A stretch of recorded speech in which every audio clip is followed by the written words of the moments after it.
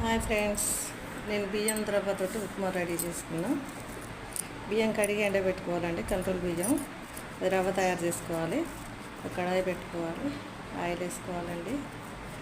పచ్చిమిర్చి, ఉల్లిగడ్డలు, జీలకర్ర, కరివేపాకు, పల్లీలు, మినపప్పు, ఆవాలు అన్నీ వేసుకున్నానండి. అల్లం పేస్టు, పసుపు, రుచికి సరిపడంత ఉప్పు అన్నీ వేసి కలుపుకోవాలండి. బాగా మగ్గిన తర్వాత ఒక గ్లాస్ రవ్వకి 4 గ్లాసుల వాటర్ పోసుకోవాలండి.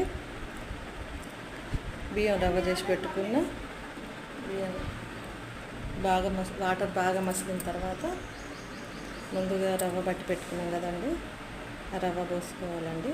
ఉండలు కట్టకుండా కలుపుకోవాలి, లేదనుకో ఉండలు కట్టిపోతుందండి. ఇంకా అది ఉడకదు. ఉండలు కట్టి ఫాస్ట్ కలుపుకోవాలండి, ఉండలు కట్టకుండా. చిన్ననాటి జ్ఞాపకాలు గుర్తుకొచ్చినాయండి. మా అమ్మ అయితే ఇట్లా బియ్యం రవ్వతో ఉప్మా చేసేది, బియ్య పట్లు వేసేది. ఉప్మా రెడీ అయిపోయిందండి రేషన్ బియ్యంతో. దీనికి కాంబినేషన్ చట్నీ, పెరుగు చాలా టేస్టీగా ఉంటుందండి. ఉప్మా రెడీ అయిపోయింది.